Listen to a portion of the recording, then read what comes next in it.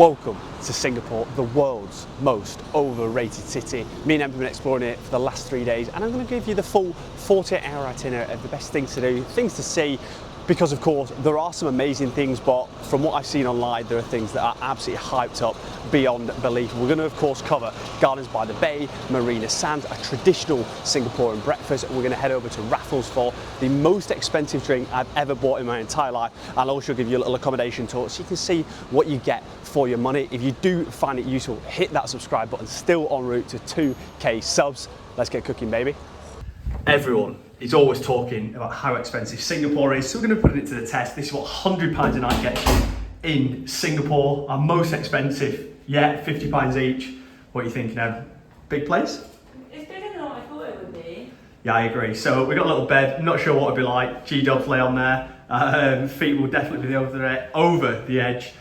Nice little view, silly amounts of greenery. We just landed in Singapore. The amount of greenery is unbelievable. Little workstation. This is outside of the bathroom itself. I think the shower plays ball. Yeah, decent size. But yeah, very different to the prices we're paying in Vietnam. Hopefully it does the job. And yeah, we've seen some crazy stuff in the lobby, and there's like a gym involved as well. So I'll whack a few of those clips in next. Stop number 1 and 2. First, we need to get some fuel in the boats because we hadn't eaten in about 24 hours. We're back on home turf, getting some ramen in the system. Silly amounts of chicken, the pork cutlet, nice and crispy on top. And unlimited boiled eggs. Never seen that before. We weren't sure if it was normal runny eggs, boiled eggs. Had to crack one open. They had massive cloves of garlic and the garlic grinder thing. So yeah, didn't whack any of that in because otherwise I'm getting cold. Garlic boy off the king. However, the main stop number 1, Marina Sands. 2 options here, but we're going to sort you out with a free option. Say free, just pay £12 for a pint. However, you can go to the observation deck, which costs you 32 Singaporean dollars, it's about £18, or you can come to Cellar V Bar. What an absolute banger of a song. Beautiful panoramic views over the whole of the skyline behind me. You've got the swimming pool and stuff. I don't know if I would want to stay at the swimming pool. I mean, it's gone to be staying there, but you just got people at the bar looking down on you the whole time. A Sapporo is going to set you back $20 for one of these delicious ones. Look how hot it is, the beer melting, mouth watering. Give me a little taste test for the boys. It's absolutely delightful. Why are pints better than bottles? Why are they better than halves? And the king on a little whispering angel, $28. So who do we think we are? We're definitely solidifying the crime for the worst backpackers, but banging views, silly setup, and yeah, we've set the bar pretty high if this is our first activity. Couple more things to add on the Marina Sands front. So phenomenal panoramic views. If you're only going to do the bar or the observation deck, definitely do the bar. Saw the observation deck from one side and you get the same views as the bar, but you don't get all the free drinks, or I guess you still pay for them, so nothing is free. On that note, forgot, I was like, it's £12 a pint, that's pretty steep. It's actually £15 a pint because you have to add on the service fee and the tax as well. So yeah, I'm used to the £2-3 a pint in Bolton, or even like £7 a pint in London. So at Singapore, it's going to be absolutely extortionate, so strap in for the next 3 days. On this channel, if it's your first time watching, I always want to give a super honest account of the things we do, the places we go, the things we see, the experiences we have. It's a phenomenal view, but for me, the service doesn't match the price of things in there. Like, we got in there 10-15 minutes before somebody comes and sorts your drink, and then came and took our bank card, even though they still owed us money, because like, you pay like the tab up front. So I thought it was just really, really weird. Didn't even ask us, did we want another drink and stuff. So yeah, I don't think the service matches it. However, phenomenal view. Ice cold beer was delicious, and yeah, do you know what I mean? I'm a sucker for a viewpoint, so I would get it on the list, but do bear in mind, I do not think it matches the amount of money you'll be spending, baby. Next up is Gardens by the Bay, right next to Marina by the Sands. So yeah, I'd probably say like a 4-5 minute walk. Go underground rather on the canopy, because you can go on the where you've got some nice aircon, nice and cool. However, it is 37 degrees, feeling like 48. Me and Emma absolutely cooking, so we literally just had a little walk round at the bit you can go in, like the free part on the lower canopy bit. Lovely little water features. You can see the London Eye off wish.com. Actually, it's probably better that, to be fair, maybe we got the London Eye off Wish.com because I actually think it was bigger, but it was so hot. We're going to have to put a pin in that and go back later. I also think, from what I've seen the photos online, I actually think it'll be a lot nicer in the evening than in the daytime. So we'll get a little bit of both, and I'll report back to you at the end of the vlog on that. And then we went back over to Marina by the Sands. They have a huge shopping centre in there. If you do want to buy anything, you will be selling along. It's all the silly designer places, your Louis Vuittons, all your Balenciagas, all that garbage. You won't be seeing much of that on this channel. I always say to Em, I think like all the bags and stuff like that for like women are pretty flair, but like the shoes and the clothes in them sort of shops, I just don't rate them. Not that I would be buying them anyway for the sort of prices, but yeah, do not rate them. One of the most random things I've ever seen though, in the shopping centre itself, there was just a random canal in the middle, which was like, I don't know, like a metre deep maybe, and then there's just people going up and down, dropping money in there. So I'd love to look at the backstory, or if somebody can tell me about that, because yeah, that's the most random thing I've ever seen in a shopping centre. You can probably go 100 metres one way and then turn around and come back on these tiny little boats. So if you do want to do that, get yourself to Venice, get yourself to Italy, and get yourself on a proper gondola. And I can't remember the name of the streets that we've just been to. I'll overlay it now. It's like an area. But we went to a place called Muscat Street, where they have this like really cool like mural on the wall, and there's all little shops and little reminds me very much of Italy, to be honest. All little piazzas and squares, loads of places to get a drink, loads of different happy hours. So I was complaining about beer prices before.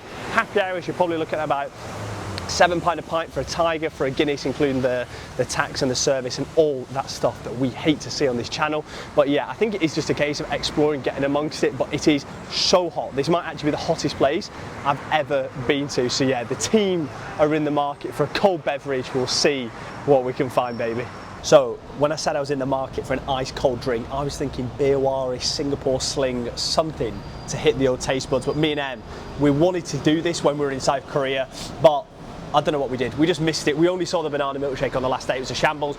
Get an ice cup, you get an Americano, tell me when. Oh God, not too much. Fill it up to about there. It's already melted at the bottom, and then you mix in a banana milkshake, and apparently it's absolutely unbelievable. So I think you are going to get one of like the little plastic cartons, not the yeah, one of these. La, da, da, da, da. Too much? Not enough. I mean, I just launched half it over my leg. Don't know how appetizing this looks on the camera. How's that looking? Looks like a nice coffee to me.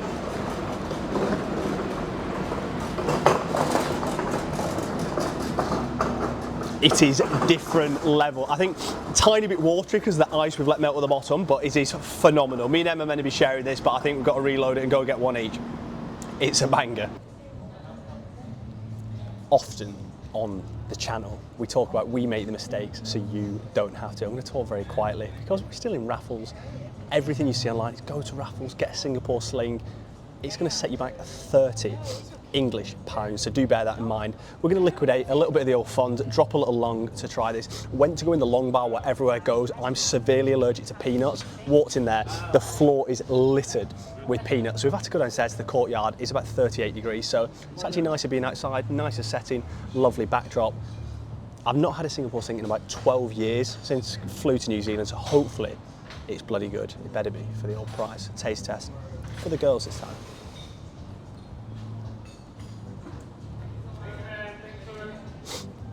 It's absolutely banging. It's alcoholic, fruity, delicious, naughty. Is it worth 30 quid? Not for me, but it is banging. You're gonna have to give it a try as well. But yeah, top drawer price, it's a killer. It's absolutely hammering it down. So me and Em were looking up things to do inside. So we're going to be delving into Chinatown very shortly, but not eating in about 18 hours. So we're going for the traditional Singaporean breakfast. Is this part boiled? Or is this a... That looks pretty banging, to be fair. Okay, so we'll give this a little... Do you give it a mix or not? No, I don't know. You get some toast, you get some jam. I was trying to explain I was allergic to peanuts. I'm not sure if they've understood the assignment. Just sort of toast and jam with a gooey egg. Looks absolutely sensational. Taste test for the boys.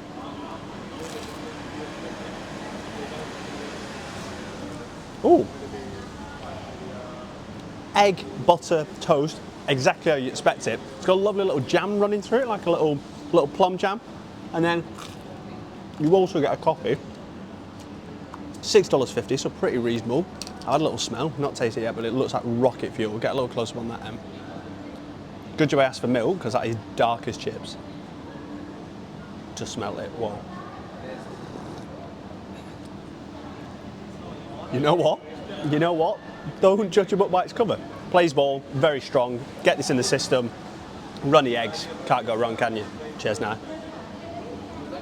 Little India and Chinatown. Let's just box it off in one little take. So hit up Little India first and went to a little temple. I'm going to whack the name on the screen now. Flair little architecture. However, the rest of Little India is completely different to the rest of Singapore. I think Singapore in general is very like super clean, super sort of polished, whereas Little India was absolute carnage. I'd say a little bit more run down. In comparison, nothing wrong with that, just obviously an observation. I just thought it was a lot more like souvenir shops, fabric shops. I imagine if you wanted some silk goods made, lots of opportunity to do that. And then we did get caught in an absolute unbelievable, like, I wouldn't say thunderstorm because it wasn't thundering, but like tropical rain. It was ridiculous. Like we ended up booking a taxi to bring us to Chinatown, and we moved about 2 meters from the where we were stood undercover to the taxi. I was absolutely drowned, so that was obviously a nice take me back to Bolton moment. And yeah, we've just been mooching, perusing around Chinatown. I think Chinatown's super nice. Obviously it helps that it's not hammering it down as well, but you've got flare buildings, flare architecture. I was saying to Em, like obviously we've been traveling like a lot of countries recently and stuff, but I think China, like just like the emblems and all the kind of detailing they have on things, I don't know, just yeah, reminiscing and rolls back a lot of the kind of films I used to watch with Shady and all that sort of stuff. But I think it's super cool, all the kind of design stuff here. So when you're just walking around the streets, lots to take in. If you're in the market for a little bit of food, if you're in the market for a little bit of souvenir action, there is so much here. So many kind of what I would call like knockoff shops are way cheaper to all the bougie shops that me and Em were walking around yesterday, and the prices that they had in those ones. And then they do have a food court here. There's like a big like massive temple. If it's got a specific name, because I didn't actually look up before we came, I'll overlay it now. If not, you'll just be looking at it with no name on there, but super cool building. Directly across from that, there's a huge food court. You just go up like a little escalator, and there are like hundreds, I would say, of different stalls. If you want a fresh juice, if you want, do you know what I mean, duck, if you want pancakes, if you want, I'm trying to think what else they had in there. They had all sorts of birwari, slightly cheaper and stuff. Loads of different options. Obviously not useful for me with the peanut allergy. I'm pretty sure every single one where we went out, we're like, oh, we'll give it a try, we'll give it a look. But obviously if somewhere has satay or peanuts as one of the main things on the menu, we're gonna have to delve and dive out of there pretty quickly. But yeah, the food did look banging. The little like Bible type things look pretty top drawer, and you can't go wrong with a bit of duck. So yeah, I would say both worth visiting. If you're only going to do one and you're on short time, I'd go to Chinatown. That's just personal preference. I think yeah, it's just a lot nicer to look at, and it's also a lot bigger. There's a lot more kind of different streets to mooch about. But yeah, get them both on the list. If you only have one, that would be my recommendation. Cheers now. A lot of the stuff, as you see in Singapore, is absolutely extortionate. However, your boy has got a little freebie. If you're into F1, or even if you're not into F1, I watched a couple of seasons of Drive to Survive. Not an avid F1 fan, but I thought it was pretty cool, to be fair. You can go to the F1 track where the paddock is, where they do all like the vehicle changing and stuff in between laps and that. You can see all their different garages like Red Bull, Ferrari, etc. Pretty flair, to be honest.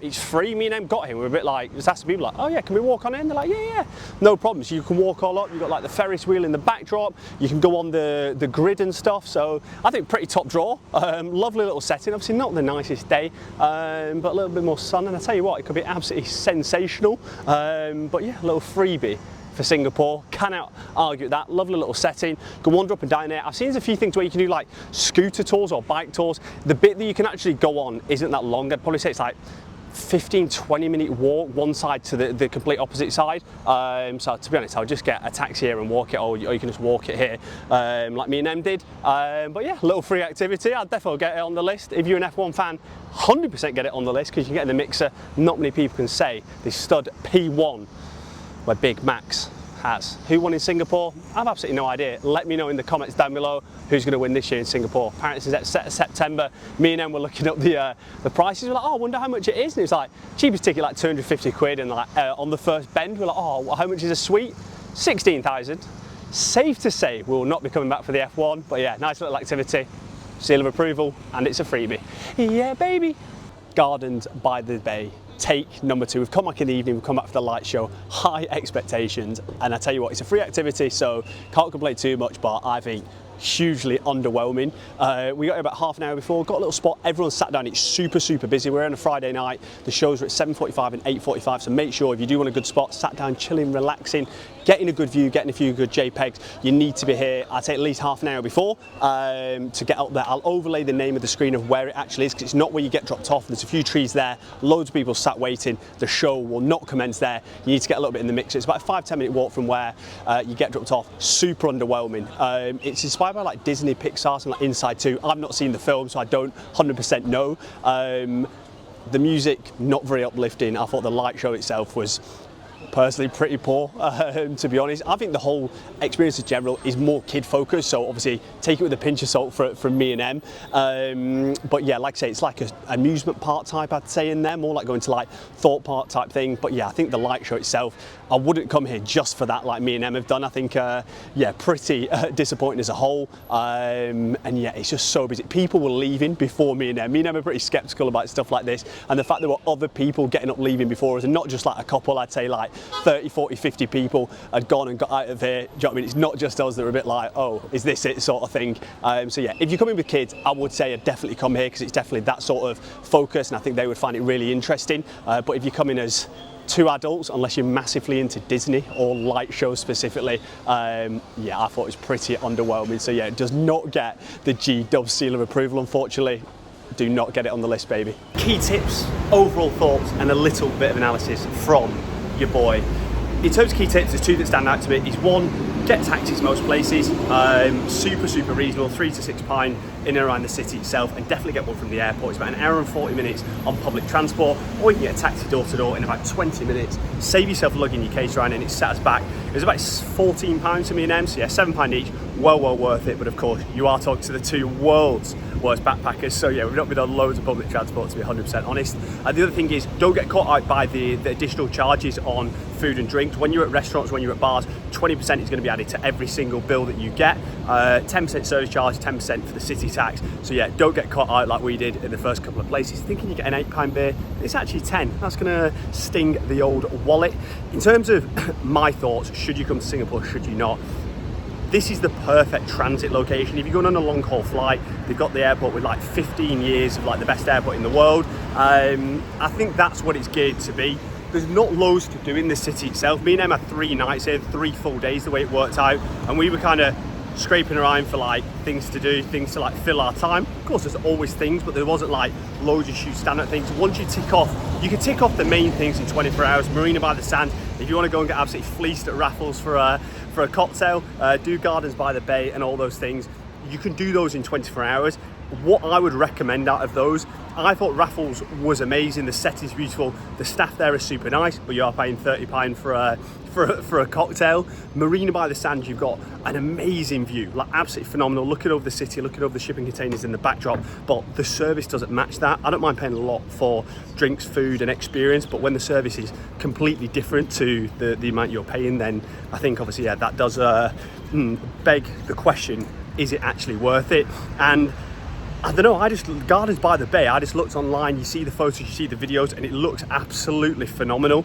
And I think for me personally, I thought that was probably the most underwhelming part. It looked great for 30 seconds to a minute, and then I think it's just very kid focused, which it probably is, to be fair. Like obviously it was based around a Disney film and so forth. So again, is it worth coming here on a holiday? I would put my foot down and say absolutely not. Is it a good transit location? Absolutely.